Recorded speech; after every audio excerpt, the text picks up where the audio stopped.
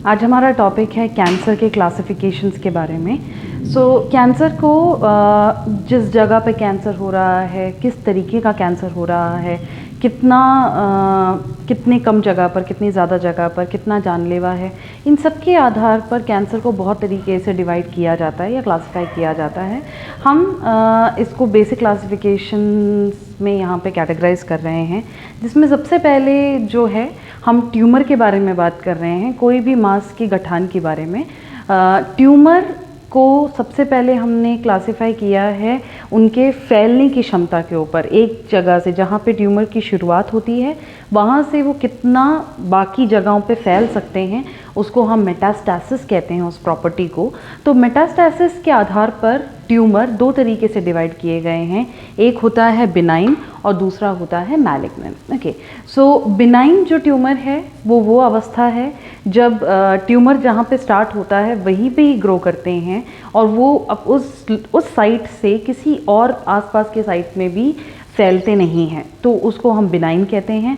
Malignant का मतलब है कि वो ट्यूमर जो अपनी ओरिजिनल जगह से ग्रो करने के बाद बाकी जगहों पर क्या हो जाते हैं, फैलना स्टार्ट हो जाते हैं, उन्हें हम मैलिग्नेंट ट्यूमर कहते हैं। बिनाइन और मैलिग्नेंट ट्यूमर के बारे में हम डिटेल में डिफरेंसेस पढ़ेंगे।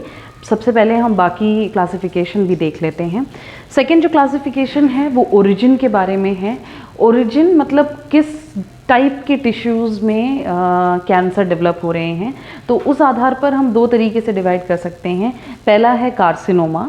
कार्सिनोमा उन कैंसर्स को कहा जाता है जो स्किन के बाहरी जो परत होती है एपिथेलियम, या फिर ऐसे टिश्यू की लाइनिंगों पे जो ऑर्गन्स को लाइन करती हैं। ओके, सो उन टिश्यूज़ की परतों पे जब होता है कैंसर तो उसको हम क्या कहते हैं, कार्सिनोमा कहते हैं।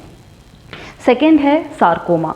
सार्कोमा उन कैंसर्स को कहा जाता है जो ब्लड में, मसल्स में या फिर नर्व्स में, डीप टिश्यूज़ में, यहाँ कहीं पर भी फैट जो सेल्स होते हैं उनमें, ऐसी किसी भी जगह पे जब कैंसर होता है तो उसको हम क्या कहते हैं, हम उन्हें सार्कोमा कहते हैं। ओके, थर्ड क्लासिफिकेशन देखा जाता है टीएनएम क्लासिफिकेशन, जो हम फॉलो करते हैं ये जानने के लिए कि किस स्टेज पे हैं उनका कैंसर।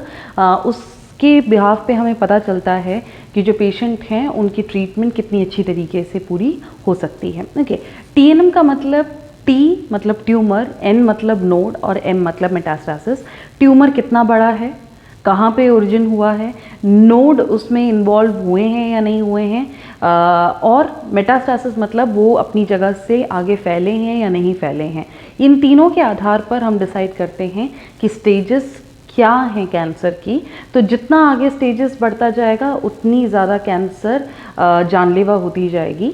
तो टीएनएम क्लासिफिकेशन के आधार पर हम कई कैंसरों में अब पढ़ेंगे, जब हम एक एक जगहों के कैंसर, एक एक ऑर्गन की कैंसर के बारे में देखेंगे, तब हम पढ़ेंगे कि वो कैंसर उस जगह के हिसाब से स्टेज हम कैसे बता सकते हैं with the help of TNM classification. Okay, so ये तो था कि ब्रॉडली कितने कैटेगरीज के कैंसर होते हैं। इनमें जो बिनाइन और मैलिग्नेंट ट्यूमर हैं उनके बारे में ज़्यादातर पूछा जाता है कि इन दोनों में क्या डिफरेंसेस हैं। ओके, सो बिनाइन और मैलिग्नेंट के डिफरेंस को हमने यहाँ पे कुछ चीज़ों के आधार पर समझाने की कोशिश की है।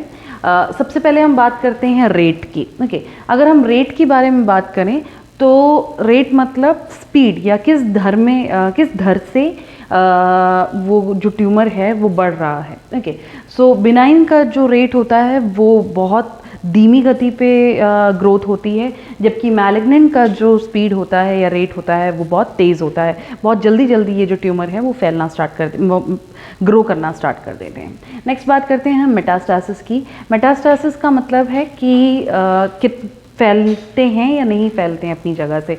तो बिनाइन जो हैं वो अपनी ओरिजिनल स्पॉट से आगे नहीं फैलते हैं, जबकि मैलिग्नेंट ट्यूमर वो होते हैं जो अन्य टिश्यू, ऑर्गन और स्ट्रक्चर्स में भी क्या हो जाते हैं, फैल जाते हैं। नेक्स्ट हम बात करते हैं स्ट्रक्चर की या आकार की। तो मैलिग्नेंट जो है उसका एक नियमित आकार होता है, आकार की वजह से इनके बारे में पता लगाना बहुत आसान हो जाता है, ये पैल्पेट करने में पता चल जाते हैं।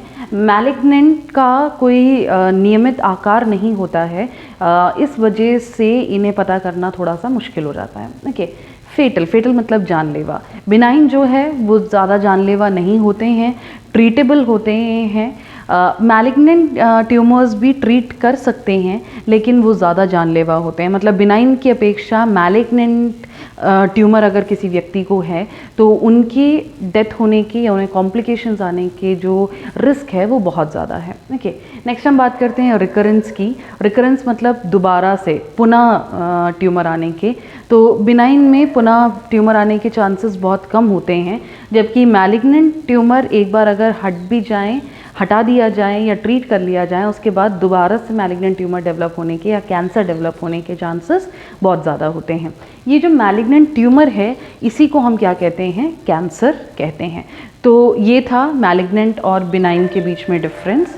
तो आज हमने देखा कि कैंसर कितने तरीके से हम क्लासिफाई कर सकते हैं और उनमें बिनाइन और मैलिग्नेंट जो ट्यूमर है उनके बीच का मेन डिफरेंसेस क्या होता है।